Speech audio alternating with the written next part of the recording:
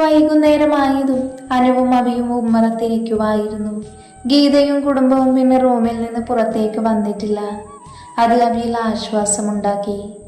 അവരെ എങ്ങനെ പുറത്താക്കണമെന്ന ഗഹനമായ ചിന്തയിലാണ് അനു. അഭിയാണെങ്കിൽ അഗ്നിക്ക് എന്തു പറ്റിയെന്ന ചിന്തയിലും.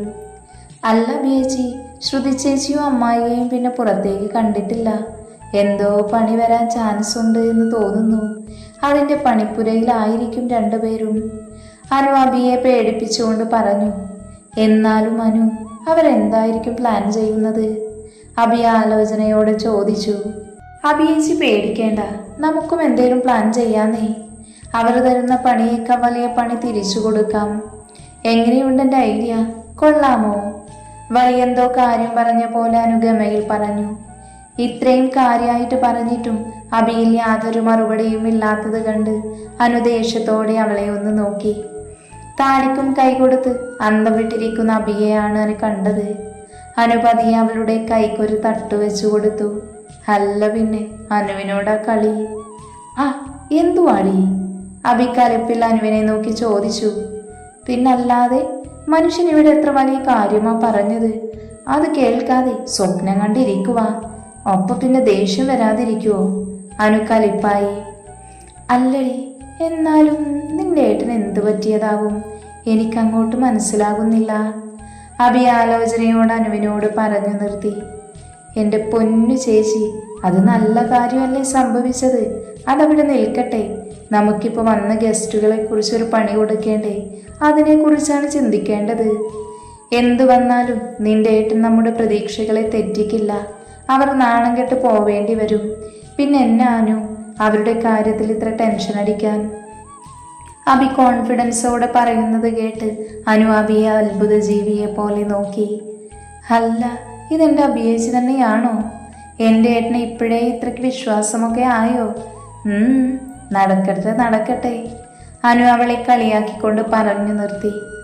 എൻ്റെ പൊന്നനു, നിനക്കറിയില്ല നിന്റെ ഏട്ടൻ്റെ സ്വഭാവം. ആ മുരുടൻ സ്വഭാവം വെച്ച് നിന്റെ ഏട്ടൻ അവരുടെ വലയിൽ പെടുമെന്ന് നിനക്ക് വിശ്വാസമുണ്ടോ? അതില്ല, എൻ്റെ ഏട്ടന് എനിക്ക് വിശ്വാസമാണ്. പക്ഷെ എന്നാലും അനുവിന് എന്നിട്ടും ഒരു സമാധാനമില്ലായിരുന്നു. എൻ്റെ അനു, നീ എന്നെ കൂടെ പേടിപ്പിക്കും. നീ വിചാരിക്കുന്ന പോലൊന്നും ഉണ്ടാവില്ല. നീ സമാധാനപ്പെട്. അവ എന്തൊക്കെയോ പറഞ്ഞ് അനുവിനെ സമാധാനപ്പെടുത്താൻ ശ്രമിച്ചു. അപ്പോഴാണ് മുറ്റത്തൊരു കാറ് വന്ന് നിന്നത്. ആ കാർ ആരുടെയാണെന്ന് മനസ്സിലായതും അഭി ചാടി എണീറ്റു. അപ്പോഴേക്കും വിച്ചു കാറിൽ നിന്നും ഇറങ്ങി വന്നിരുന്നു. ആ നിമിഷം തന്നെ അനുവിനെ തട്ടിമാറ്റി അഭി വിച്ചുവിൻ്റെ അടുത്തേക്ക് ഓടി അവനെ പോയി കെട്ടിപ്പിടിച്ചു. വിച്ചുവും സന്തോഷത്തോടെ അവളെ ചേർത്ത് പിടിച്ചു. എടി മോളെ, ഞാനൊന്ന് ശ്വാസം വിട്ടോട്ടടി, നീ ഒന്ന് പിടിവിട്, വിച്ചു അഭിയെ കളിയാക്കിക്കൊണ്ട് പറഞ്ഞു. പോ, ഞാൻ മിണ്ടൂല. അഭി കള്ളപ്പിണക്കത്തോടെ വിച്ചുവിൽ നിന്ന് മാറി മുന്നോട്ട് നടന്നുകൊണ്ട് പറഞ്ഞു. അയ്യോ, ഏട്ടൻ ചുമ്മാ പറഞ്ഞതല്ലേ മോളെ, ഏട്ടനോട് പിടങ്ങല്ലേ. അവളുടെ തോളിൽ കൈയിട്ടുകൊണ്ട് വിച്ചു പറഞ്ഞു. അതറിഞ്ഞ പോലെ അവളുടെ ചുണ്ടിൽ പുഞ്ചിരി വിരിഞ്ഞു. എൻ്റെ ഏട്ട, എത്ര ദിവസമായി ഏട്ടൻ ഇങ്ങോട്ട് വന്നിട്ട്. എന്തുമാത്രം ഏട്ടന് ഞാൻ മിസ് ചെയ്തു എന്നറിയുമോ? അവൾ സങ്കടത്തോടെ പറഞ്ഞു. അയ്യോ, എൻ്റെ മോൾക്ക് അറിയുവാ? നിനക്കെന്താ പെണ്ണെ, ഏട്ടന് കുറച്ച് തിരക്കായത് കൊണ്ടല്ലേ വരാതിരുന്നത്. അല്ലെങ്കിൽ എൻ്റെ മോളെ കാണാൻ വരാതിരിക്കുമോ ഞാൻ? അവളുടെ താടിയിൽ പിടിച്ച് ഒന്നുകൂടെ അവനിലേക്ക് ചേർത്ത് നിർത്തിക്കൊണ്ട് പറഞ്ഞു അവൻ. ആഹാ, നല്ല ആളാ. ഏട്ടൻ അവിടെ തന്നെ പിടിച്ചു വെച്ച് പരാതി പറയുവാണോ? ഇങ്ങോട്ട് കയറിവാ മോനെ. അങ്ങോട്ടേക്ക് വന്ന് ശാലിനിയുടെ ശബ്ദം കേട്ട് അവ തിരിഞ്ഞു നോക്കി ഒന്ന് ഇളിച്ചു കൊടുത്തു. അനുവിൻ്റെ പുറകിലായാണ് അമ്മ നിൽക്കുന്നത്. അപ്പോഴുണ്ട് വിച്ചുവിൻ്റെ പുറകിലായി അഗ്നിയും വന്ന് നിൽക്കുന്നു. അവൻ വന്നതുപോലും അഭി അറിഞ്ഞിരുന്നില്ല. അഭി അഗ്നിയെ ഒന്ന് നോക്കി.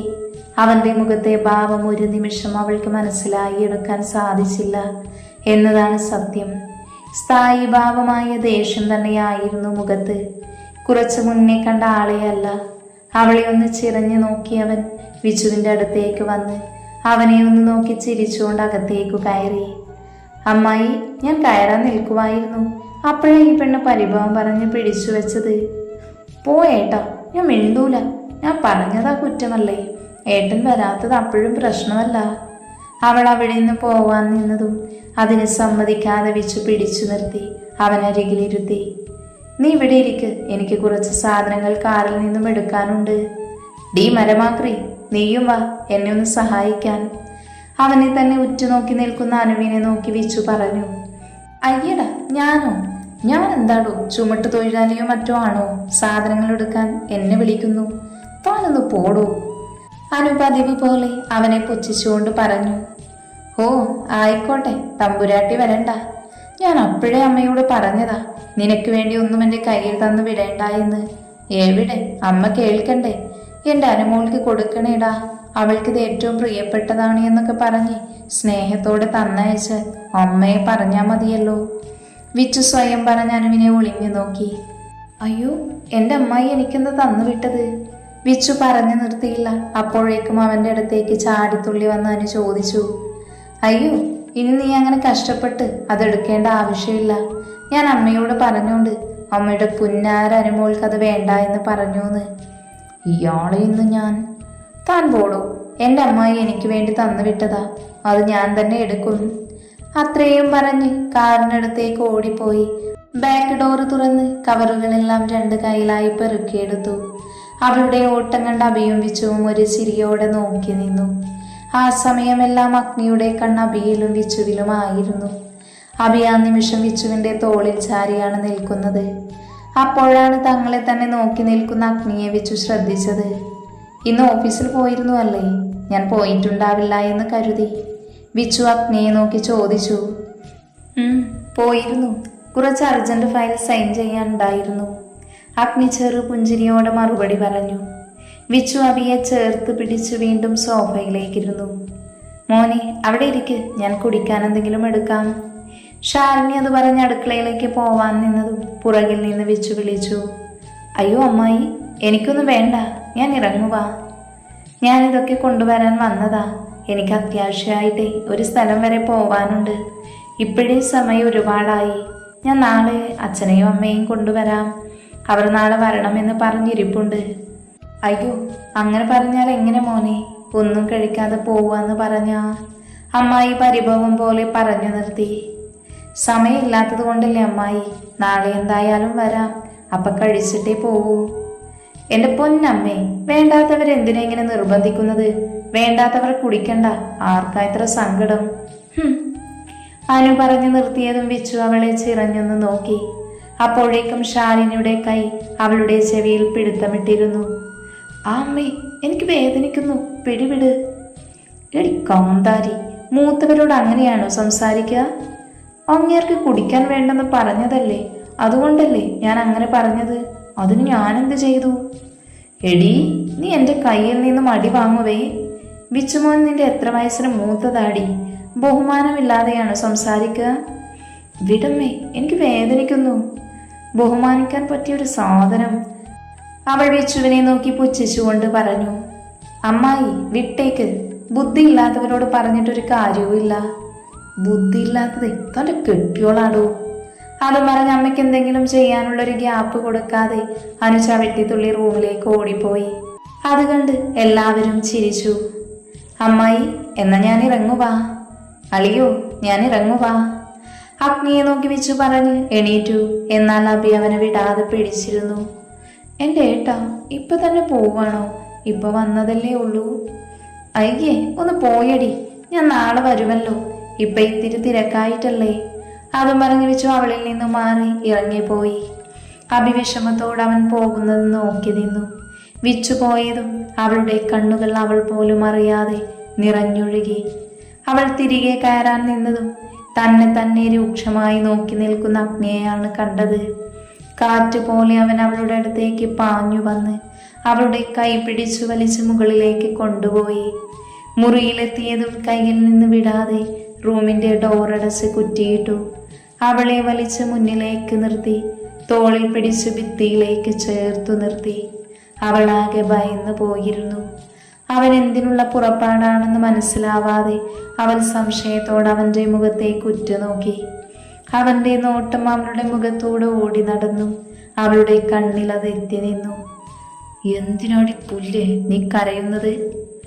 പതിയെങ്കിലും ഉറച്ച ശബ്ദത്തോടെയാണ് അവൻ ചോദിച്ചത്. അവൾ എന്ത് പറയണമെന്നറിയാതെ ഒരു നിമിഷം പതറിപ്പോയിരുന്നു. എന്തിനാ നീ കരഞ്ഞത്? നിന്നോട് ഞാൻ കരയരുതെന്ന് പറഞ്ഞതല്ലേ? അവൾ മറുപടിയില്ലാതെ അവനെ തന്നെ നോക്കി നിന്നുപോയി. അവൻ ഒരു നിമിഷമൊന്ന് ചിന്തിച്ചു. പെട്ടെന്നാണ് അവൻ അവളുടെ കഴുത്തിലേക്ക് മുഖം പൂഴ്ത്തിയത്. അവന്റെ നിശ്വാസ ചൂടിൽ അവൾ ഒന്ന് ഉയർന്നു പൊങ്ങി. അവളുടെ കണ്ണുകൾ മിഴിഞ്ഞു പോയിരുന്നു. ഒന്നനങ്ങാൻ പോലും കഴിയാതെ അവൾ തറഞ്ഞു നിന്നുപോയി. അഗ്നിയാണെങ്കിൽ അവളുടെ ശരീരത്തിൽ നിന്ന് വമിക്കുന്ന ഗന്ധത്തിൽ ഒരു നിമിഷം അലിഞ്ഞു പോയിരുന്നു. അവൻ ഒരു പുഞ്ചിരിയോടെ വീണ്ടും വീണ്ടും ആഞ്ഞു ശ്വാസം വലിച്ചെടുത്തു. പതിയെ അവളുടെ കഴുത്തിൽ അവന്റെ അതരം കൊണ്ടുരസി. അവൾ ഒന്ന് വിറച്ചുകൊണ്ട് അവന്റെ കയ്യിൽ മുറുക്കെ പിടിച്ചു. കണ്ണുകൾ രണ്ടും ഇറുക്കെ അടച്ചു. അഗ്നിയാണെങ്കിൽ അവളുടെ വിറയലെല്ലാം ആസ്വദിച്ചു നിന്നു. പതിയെ അവന്റെ അതരം വിടർന്നതും അവൾ ഒന്നുകൂടെ മുറുക്കി അവന്റെ പുറത്ത് വിരലുകൾ ആഴ്ന്നിറങ്ങി. ആ നിമിഷം അവൻ അവളുടെ വെളുത്ത മെലിഞ്ഞ ഞരമ്പ് പിടഞ്ഞു നിൽക്കുന്ന കഴുത്തിൽ അവൻ പല്ലുകൾ ആഴ്ത്തിയിരുന്നു. അറിയാതെ അവൾ ഒന്ന് ഏങ്ങിപ്പോയി. അഗ്നി അവളെ അവനിലേക്ക് കൂടുതൽ ചേർത്ത് പിടിച്ചു. അബിയുടെ കണ്ണുകളിൽ നിന്ന് 2 തുള്ളി കണ്ണുനീർ പുറത്തേക്ക് ഒഴുകിയിറങ്ങി. അവനാണെങ്കിൽ അതൊന്നും അറിയാതെ അവളുടെ കഴുത്തിൽ ചുംബിച്ചു കൊണ്ടിരുന്നു. അഗ്നിയുടെ ശരീരം ചൂട് പിടിക്കാൻ തുടങ്ങി. അബി വല്ലാത്തൊരവസ്ഥയിലായിരുന്നു. അഗ്നി കുറച്ച് നിമിഷത്തിനു ശേഷം അവളുടെ കഴുത്തിടക്കിൽ നിന്ന് മുഖം ഉയർത്തി അബിയെ ഒന്ന് നോക്കി. ഇരു കണ്ണുമടച്ച് വിറക്കുന്ന അതരവുമായി നിൽക്കുന്നവളെ അവൻ പ്രണയത്തോടെ നോക്കി നിന്നു. കുറച്ച് സമയത്തിനു ശേഷം അവൻ അവളുടെ ഒലിച്ചിറങ്ങുന്ന കണ്ണുനീരിനെ ചുണ്ടുകളാൽ നുണഞ്ഞെടുത്തു. അവൾ തളർന്നു പോയിരുന്നു അഗ്നിയുടെ ആ പ്രവൃത്തിയിൽ. അവന്റെ പുറത്തമർന്ന് അവളുടെ കൈകളുടെ ബലം കുറയുന്നത് പോലെ തോന്നി. അവന്റെ അതരങ്ങളുടെ ചലനത്തിൽ അവൾ വിയർത്തുപോയി. മൂക്കിന്റെ തുമ്പിലും നെറ്റിയിലും വിയർപ്പ് കണങ്ങൾ പൊടിഞ്ഞു. അത് കാണും തോറും അവന്റെ നിയന്ത്രണം വിട്ടുപോയിരുന്നു. വീണ്ടും അവൾ അവനിലേക്ക് ചേർത്തു നിർത്തി. അവളുടെ മാറിടങ്ങൾ അവന്റെ ദൃഢമായ നെഞ്ചിൽ ഞെരിഞ്ഞുപോയി. അഗ്നിയിൽ നിന്ന് ശബ്ദം പുറത്തേക്ക് വന്നു. എൻ്റെ ആമി, നീ എന്നെ വഴിതെറ്റിക്കും. എൻ്റെ കൺട്രോൾ കളയുമല്ലോ പെണ്ണെ. അതും പറഞ്ഞ് വീണ്ടും അവളിലേക്ക് അമർന്നു. അവളുടെ കഴുത്തിലെ കുഴിയിൽ അവൻ്റെ നാവ് കൊണ്ട് ചുഴറ്റി നുണഞ്ഞു. അവൻ്റെ പല്ല് പതിഞ്ഞ പാടി അവൻ്റെ അതരവും നാവും മരുന്നേകി. അവിടെ അവൻ്റെ ഉമിനീരിനാൽ കുതിർന്ന ആ നിമിഷം അബിയൊന്ന് ഉയർന്നു പൊങ്ങി. അബി അറിയാതെ എരിവ് വലിച്ചുപോയി. ഇനിയും ഇത് തുടർന്ന തൻ്റെ കൈവിട്ടു പോകുമെന്ന് മനസ്സിലാക്കിയ അഗ്നി അവളിൽ നിന്ന് തല ഉയർത്തി നോക്കി. പെണ്ണ് ആകെ ചുമന്ന് വിയർത്തു നിൽക്കുന്നുണ്ട്.